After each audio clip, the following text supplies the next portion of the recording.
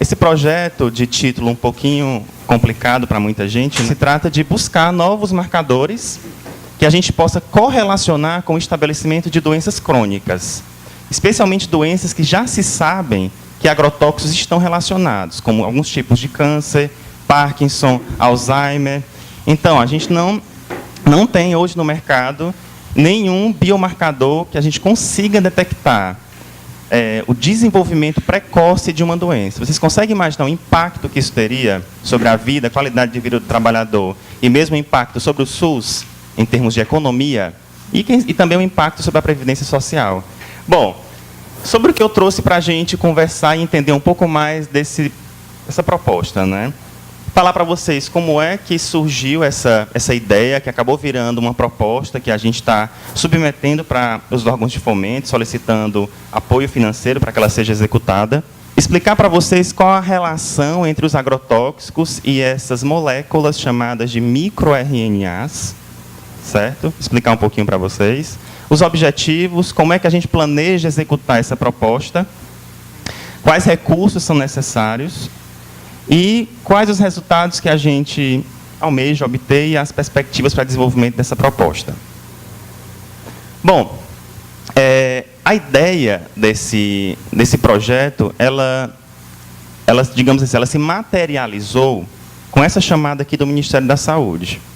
Essa chamada ela foi em meados de maio, essa chamada abriu, com prazo de submissão em julho. E trocando uma ideia com alguns colegas e algumas inquietações que já vinham por conta da minha formação, que eu vou explicar já já, eu trabalhava com transgênicos há muitos anos já, e eu vinha, digamos assim, dando murro em ponta de faca, porque eu trabalhava com transgênicos, aplicava técnicas de ponta, que a gente chama de abordagem de fronteira, e não detectava nada de efeito deletério se por um acaso você ingerisse um transgênico.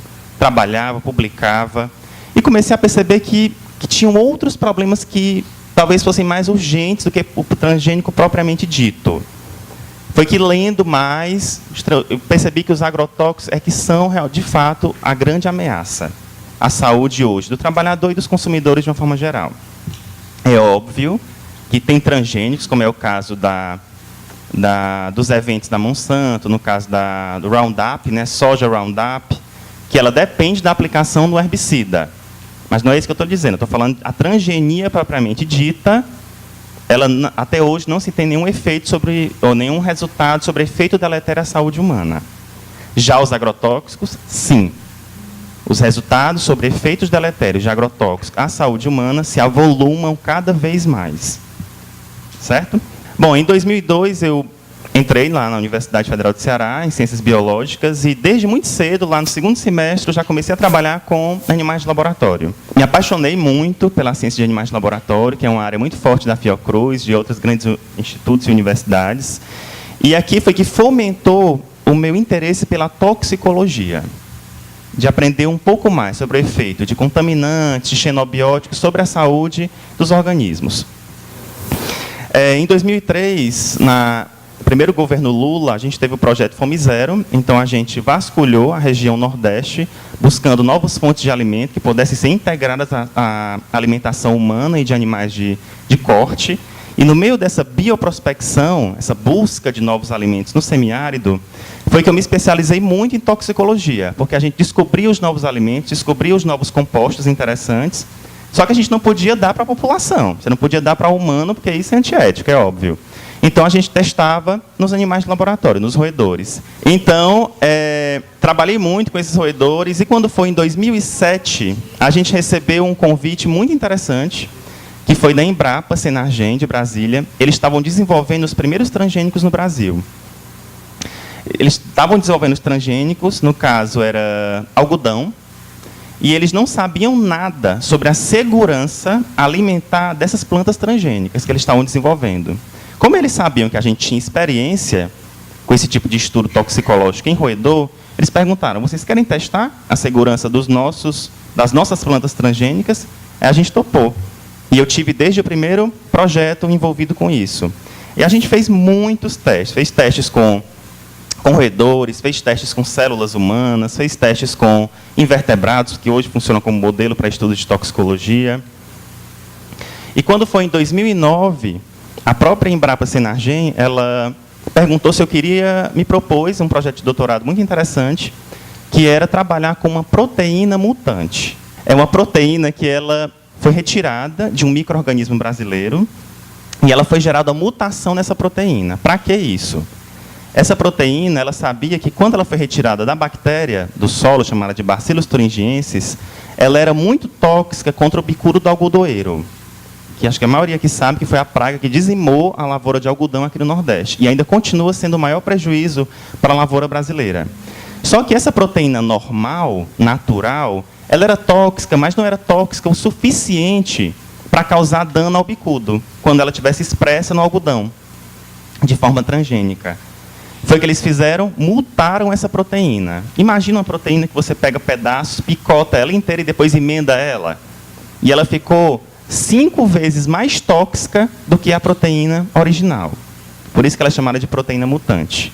Então, essa proteína ela era grande vedete da Embrapa nessa época. E hoje eles já têm plantas de algodão com essa proteína. Qual era a minha missão com essa proteína mutante? Avaliar se ela seria tóxica para humanos e animais não alvo. Para isso, eu fiz muitos testes e aqui entrou na minha vida essa ciência super nova de nome meio estranho, chamada de toxicogenômica. O que é isso? Você não estuda mais a toxicologia só aplicando algo na barriga do camundongo e morreu ou não morreu. Não é mais esse nível. A toxicologia ela evoluiu muito nas últimas décadas e a gente agora avalia a nível gênico, a nível molecular. Se sabe que hoje, se você, por um acaso, passar por um estresse na sua vida, passar por um estresse aí com o resultado das eleições do segundo turno, se você tiver um grande abalo, pode ter certeza que a sua constituição molecular vai mudar muito. Então, você imagina uma pessoa consumindo agrotóxico, com certeza a constituição molecular dela muda muito também. E essa mudança na constituição molecular do indivíduo dá pistas para a gente sobre doenças. E é isso que a gente está interessado. Então, eu usei essa técnica, chamada de toxicogenômica, e o que é que eu fiz lá?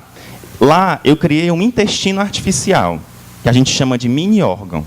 Então, eu criei um intestino humano, in vitro, numa plaquinha, e esse intestino, ele simulava uma pessoa comendo transgênico. Aí depois o que eu fazia? Eu extraía o material genético todinho desse intestino artificial e avaliava se aquela alimentação com transgênico causava algum dano ao nosso material genético. Felizmente, não causou nenhum. Certo? Isso é muito bom, a gente tem que torcer. Por mais que a gente não concorde muitas vezes com a transgenia, mas a gente tem que ter uma visão, acho que, às vezes, imparcial. Entender, olhar os fatos e confiar um pouco, né? Às vezes é importante. Em 2013, eu migrei um pouquinho, eu saí só da saúde humana e comecei a me preocupar com a saúde do meio ambiente. Eu ganhei um projeto do CNPq chamado de ecotoxicogenômica, que agora eu usava essa toxicogenômica, mas aplicada também ao meio ambiente. E comecei a usar uma matéria que saiu no G1 ontem, um peixe que é quase humano. Esse era o título da palestra, da matéria, um peixe que é quase humano.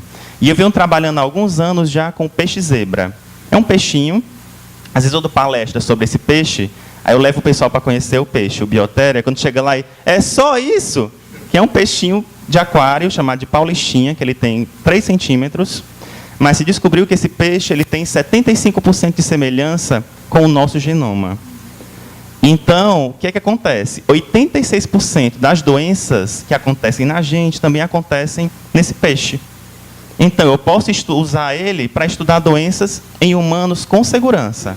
Uma das linhas hoje do meu laboratório, ao invés de usar humano e usar roedor, eu uso o embrião desse peixe. Esse aqui é um embriãozinho de 24 horas. E esse embriãozinho, ele desenvolve várias doenças, vocês nem imaginam. Desenvolve Parkinson, desenvolve alguns tipos de câncer.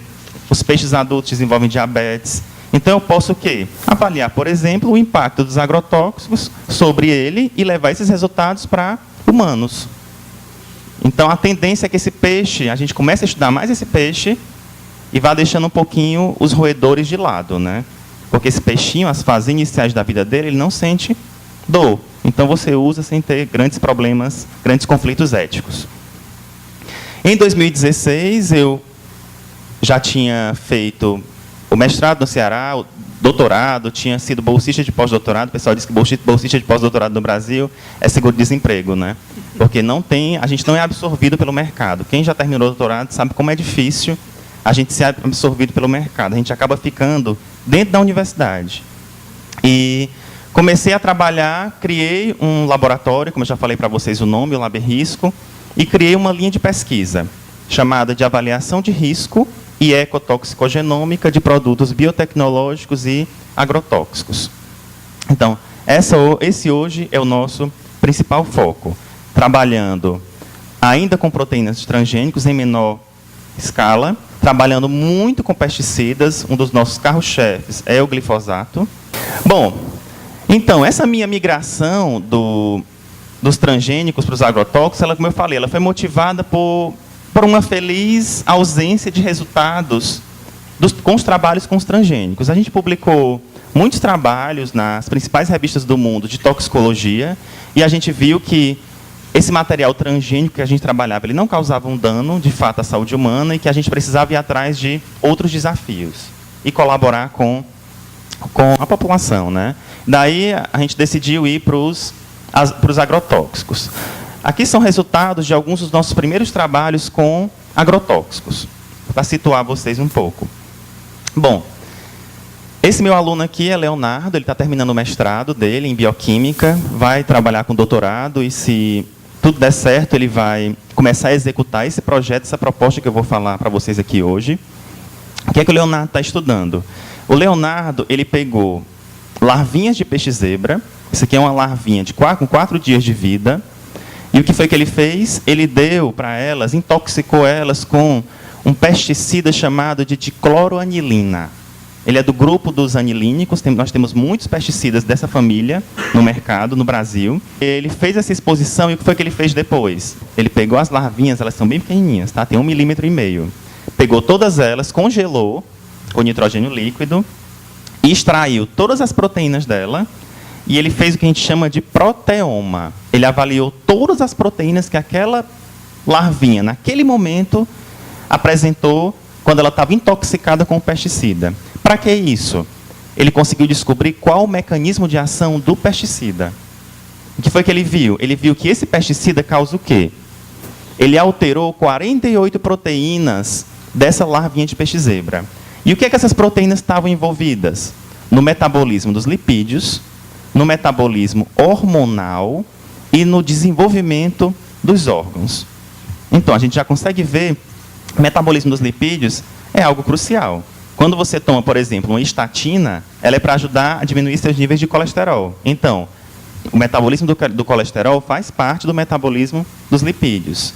A nossa digestão dos ácidos graxos faz parte do metabolismo dos lipídios. Então, um pesticida que causa isso, ele causa um desastre fisiológico, que eventualmente vai desencadear uma doença, e no caso das larvinhas, desencadeava a morte delas.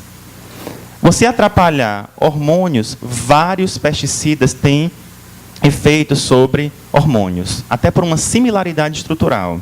Se sabe que várias famílias que têm contato com agrotóxicos de forma crônica desenvolvem vários problemas hormonais, puberdade precoce, vários cânceres também em glândulas importantes, especialmente nas glândulas envolvidas com a reprodução.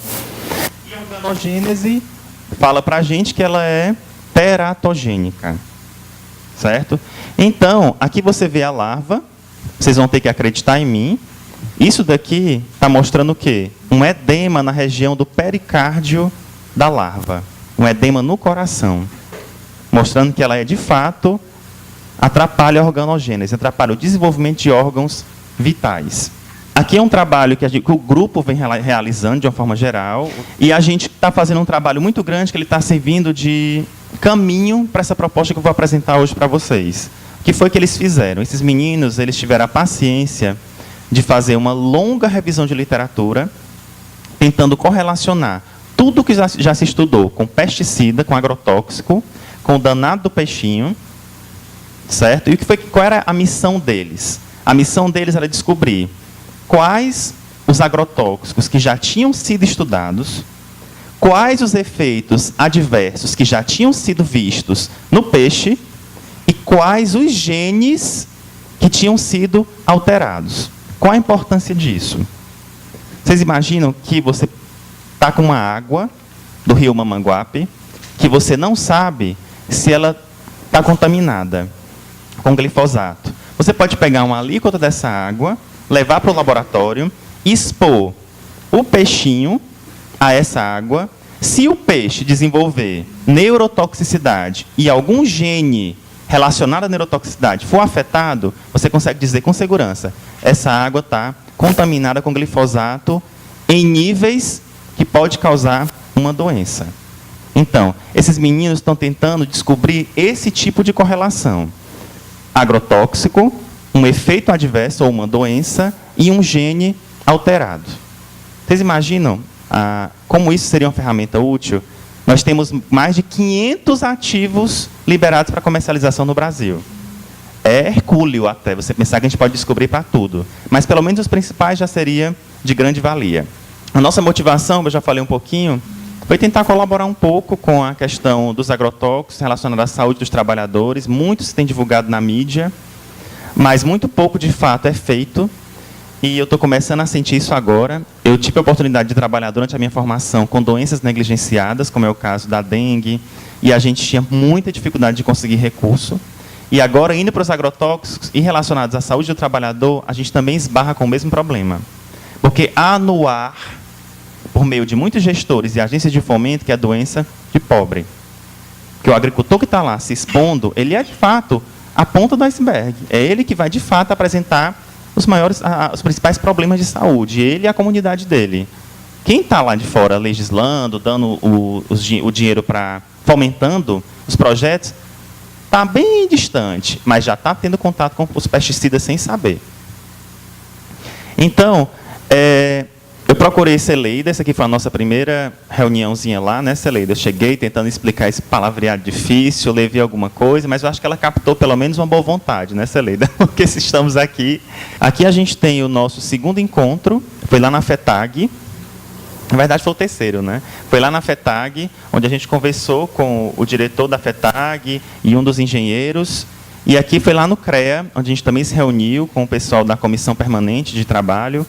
E, a partir disso tudo, a gente estabeleceu que o nosso foco seria a lavoura de cana, e a gente também tinha em mente que essa era uma ação colaborativa, que não era apenas uma pesquisa acadêmica, que ia formar muitos estudantes, que ia gerar publicações em jornais internacionais. Esse não é o foco principal.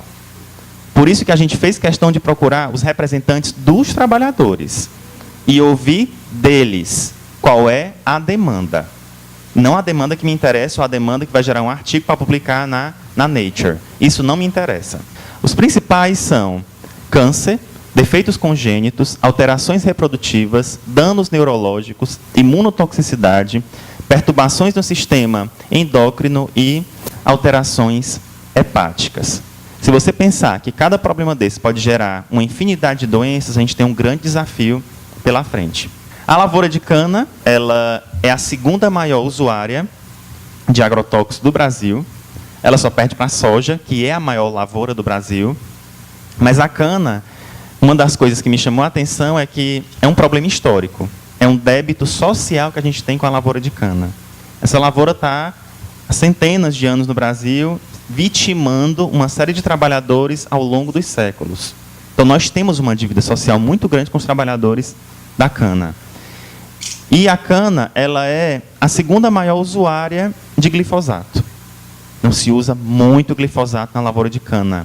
A gente fez uma estimativa com o pessoal da FETAG que, por dia, na usina Monte Alegre, é preparado cerca de 2.000 litros de glifosato para aplicação diária.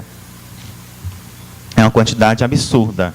E como vocês vão já ver aqui na foto aérea da usina Monte Alegre, o rio Mamanguape passa dentro da usina. Então, certamente, a gente tem um escoamento desse glifosato para o rio Mamanguape. Seria muito difícil de não ter. Certo? Porque já tem também relatos que isso acontece em outros lugares do Brasil e do mundo.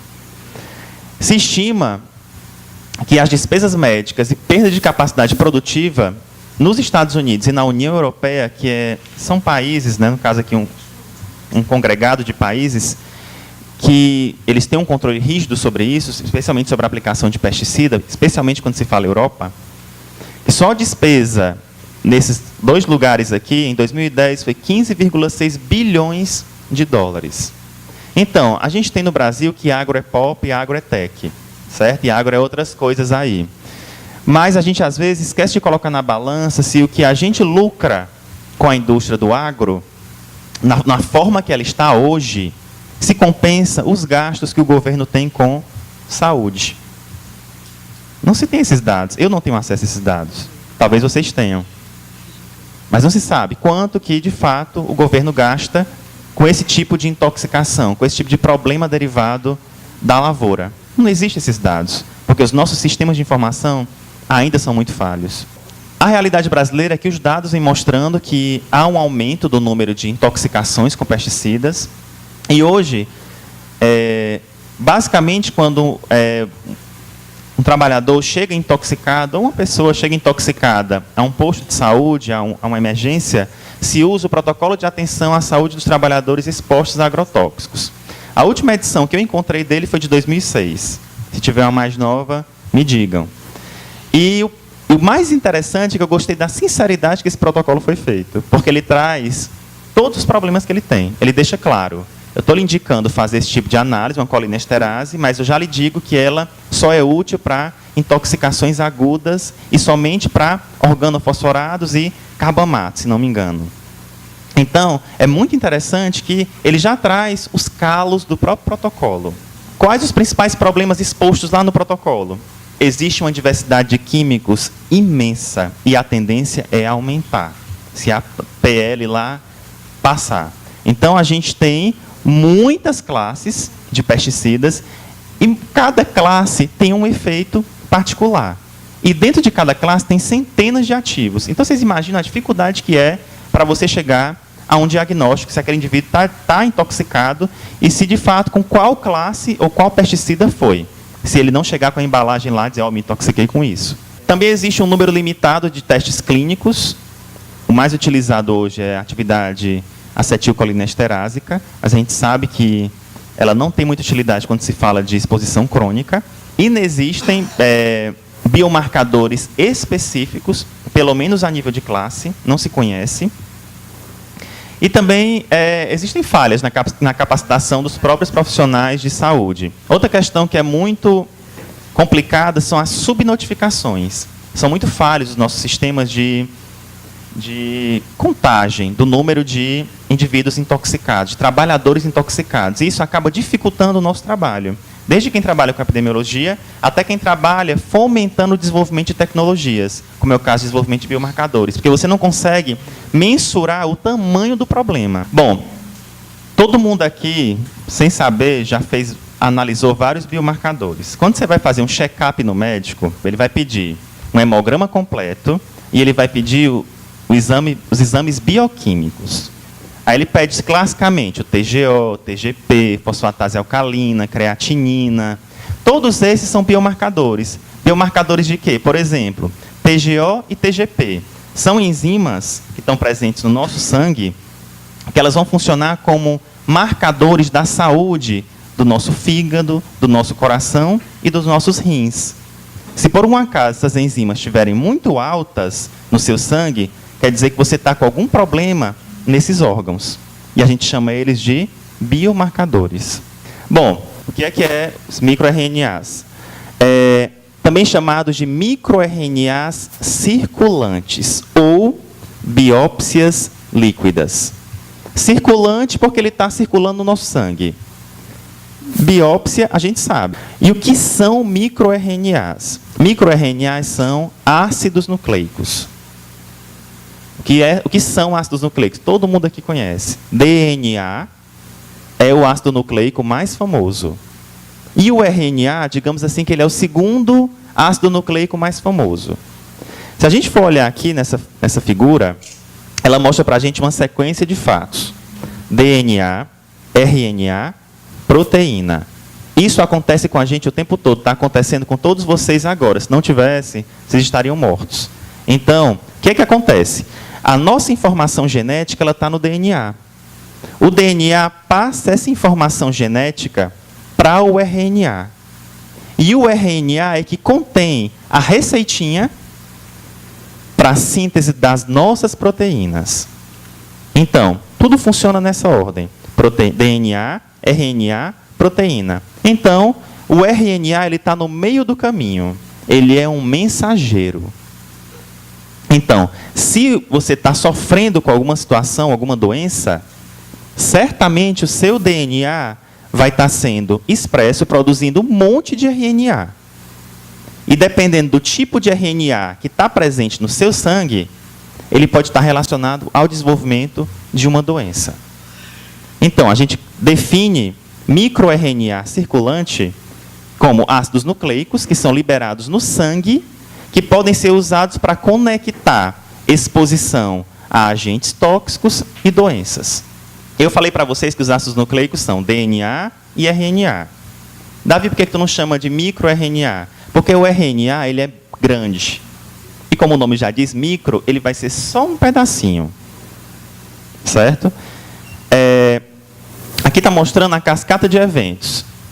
A gente produz, naturalmente, vários RNAs pequenos, ou microRNAs, e esses microRNAs eles são processados por muitas enzimas, e esses microRNAs eles vão fazer o quê? Eles vão estar relacionados a várias respostas fisiológicas. Por exemplo, inflamação, diferenciação, degradação tecidual, ciclo celular, e tudo isso vai estar relacionado ao estabelecimento de uma doença, muitas vezes. Então, essa é a nossa ideia. Conectar esses microRNAs que estão naturalmente presentes à exposição a agrotóxico e estabelecimento de doença. Vários pesquisadores no mundo todo já vêm trabalhando, desde a última década, com esses microRNAs. Já se sabe muito sobre eles, mas a pesquisa é muito incipiente aqui no Brasil ainda. Então, por exemplo, aqui a gente tem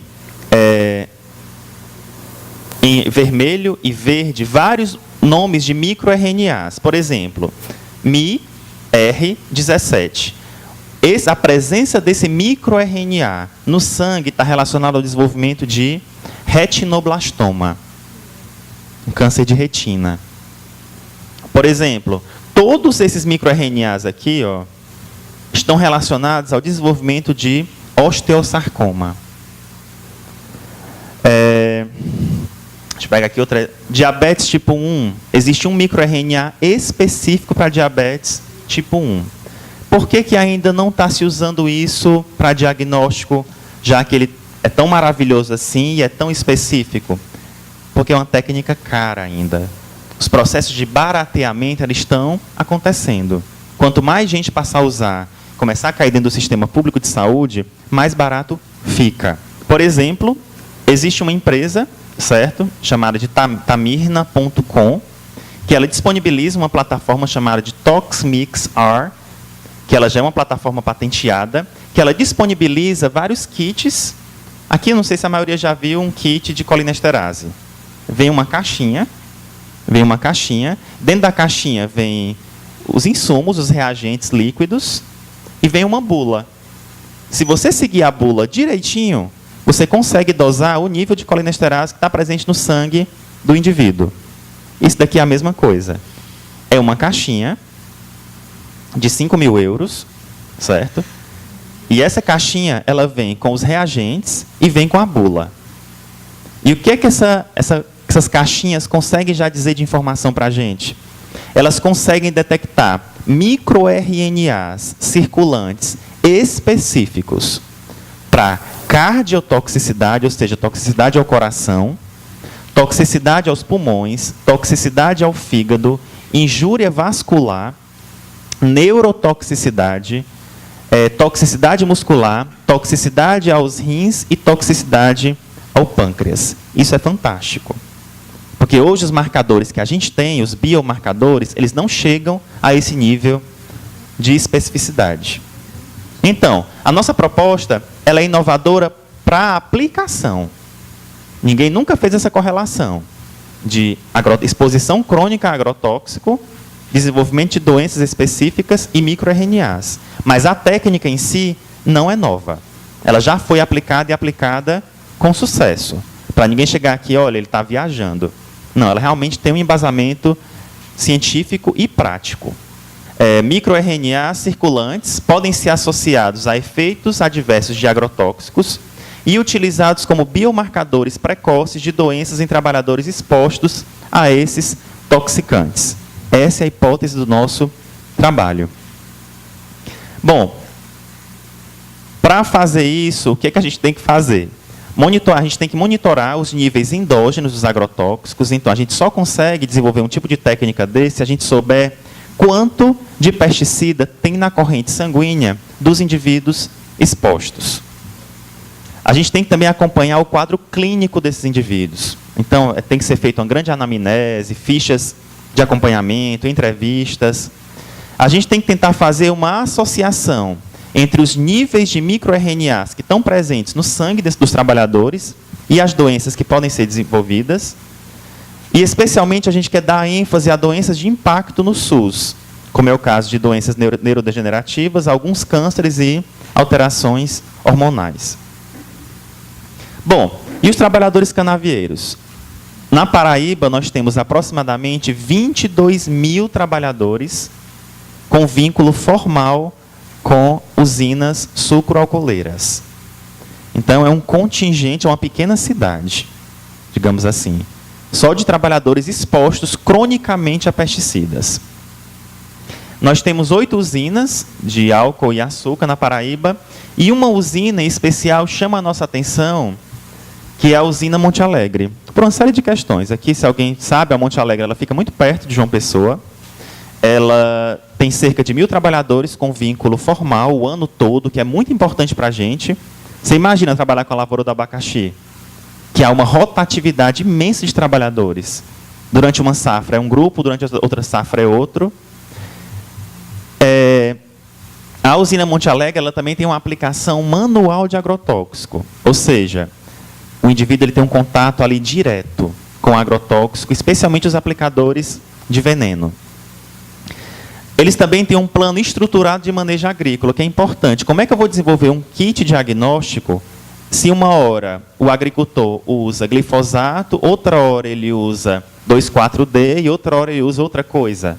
Não dá, nunca a gente conseguiria chegar a um objetivo final. Lá na Monte Alegre, se existe uma aplicação regular do mesmo tipo de agrotóxico já há um bom tempo. E o que eles são muito próximos dos nossos laboratórios de apoio aqui na UFPB, o que é super importante para a gente. E ela usa glifosato, que é o pesticida mais utilizado no Brasil e mais utilizado no mundo. Usa fipronil e usa também um regulador de crescimento azulan. Isso daqui é uma imagem aérea da usina Monte Alegre, nessa seta amarela, toda rodeada por sua lavoura de cana e alguns vestígios de Mata Atlântica. E a gente tem aqui o rio Mamanguape, um rio muito importante para o nosso estado. E o rio Mamanguape ele corta a lavoura de cana da Monte Alegre, funcionando também como um veículo de dispersão dos agrotóxicos que são utilizados na usina. Existem outras características da Monte Alegre que a Celida pode falar melhor do que eu. Eles já têm um hábito de receber o pessoal que trabalha, então já existe lá uma receptividade a esse tipo de trabalho. A relevância da proposta é a PL, que está prestes a ser aprovada, então a gente tem uma perspectiva de um aumento do número de pesticidas a serem utilizados no Brasil, o que aumenta ainda mais o nosso desafio, mas a partir do momento que a gente consegue estabelecer um projeto piloto como esse, a gente abre uma oportunidade de outras pessoas copiarem esse modelo, e a gente conseguir aumentar o número de agrotóxicos que podem ser monitorados. A nossa abordagem ela já foi dita por alguns colegas como ela é bastante ousada, porque ela tem um tamanho amostral muito grande. A gente vai trabalhar com mais de 300 trabalhadores. Ela tem uma periodicidade de amostragem, a gente vai trabalhar com 4 coletas, o que é muito para um estudo. E a gente vai fazer muitas análises qualitativas, mas também quantitativas. A nossa equipe ela é multidisciplinar, está aberta a novos integrantes, e ela é multi-institucional. A gente vai ter muita gente boa aqui da Paraíba, vai ter muita gente boa de outros estados e também vai ter o apoio de um grupo estrangeiro. E também ela é uma abordagem de fronteira, ou seja, a gente está trabalhando com o que há de mais novo em diagnóstico. O objetivo geral é desenvolver uma tecnologia de diagnóstico baseada na detecção de microRNAs que possa ser aplicada no SUS para o monitoramento, diagnose precoce e prevenção de doenças associadas à exposição crônica a agrotóxicos, com foco inicial na população de trabalhadores dos sistemas convencionais de produção agrícola. Os específicos é monitorar a exposição a agrotóxicos na população de trabalhadores de cana, selecionar os microRNAs circulantes, a gente tem que saber o que a gente está atrás, então a gente tem que selecionar esses microRNAs, pesquisar nas amostras de sangue dos trabalhadores a presença desses microRNAs candidatos a serem utilizados para diagnóstico, e a gente também quer desenvolver uma plataforma de diagnóstico vocacionada para esse uso em agrotóxicos. Aqui é o planejamento, certo? Vou tentar, aqui do lado, desse lado aqui em azul, a gente tem um cronograma, certo? O ano 1, o ano 2 e o ano 3. Essa proposta está desenhada para 3 anos, mas é lógico que ela pode ter que ser estendida em muitos casos. O que a gente faria? Seria, primeiro, a seleção e inclusão de trabalhadores na proposta, uma média de 300 trabalhadores, vou já falar mais sobre isso. A gente também tem que coletar sangue desses trabalhadores e a gente vai determinar os parâmetros hematológicos deles e o perfil bioquímico. A gente também quer quantificar quanto de agrotóxico tem na corrente sanguínea desses trabalhadores. Paralelamente, a gente também tem que saber qual o quadro sintomático desses trabalhadores. Em posse disso tudo, eu vou pesquisar se no sangue deles tem os tais dos microRNAs. Porque essa pesquisa eu faço antes, eu determino antes, em bancos de dados, quais microRNAs estão relacionados ao desenvolvimento de Parkinson. Então, eu vou procurar no sangue dele se esse microRNA relacionado a Parkinson está presente no sangue dele e se o sangue dele tem contaminação com aquele determinado agrotóxico. A gente também vai correlacionar isso tudo com níveis ambientais. Quanto que tem no ambiente que ele trabalha e quanto que tem na água próxima à usina também desses agrotóxicos. Então, simplificando, é um pouco do que eu já falei. A gente tem que ter uma ideia. Coletar esse sangue desse contingente de trabalhadores, ver se os microRNAs estão lá dentro do sangue deles, saber qual o nível de agrotóxico que tem no sangue deles e tentar correlacionar microRNA, doença e agrotóxico.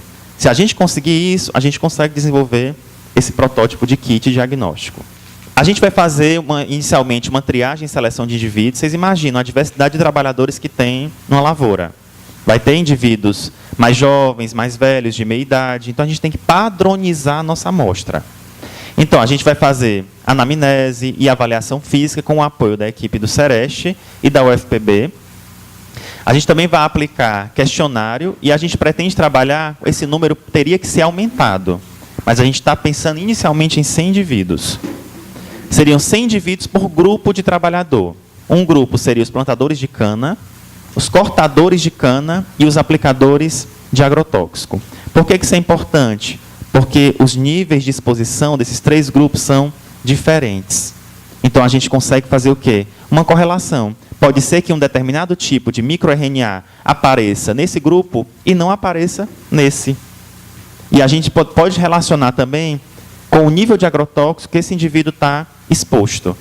Então, a gente vai procurar em bancos de dados na internet, já se tem muito dado, quais os microRNAs que normalmente estão relacionados a doenças e agrotóxicos.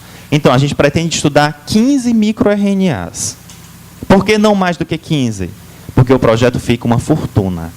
Quanto mais microRNA você procura, mais caro fica o projeto. Então, vocês vão ver aqui quanto é que está estimado esse projeto. E a gente também vai fazer umas análises que a gente chama de expressão gênica. A gente está programando 4 visitas à usina Monte Alegre durante os 2 últimos anos do projeto. A gente vai coletar amostras ambientais de solo, de água do rio Mamanguape, de diferentes partes da planta, pelo menos 3 alíquotas de cada amostra.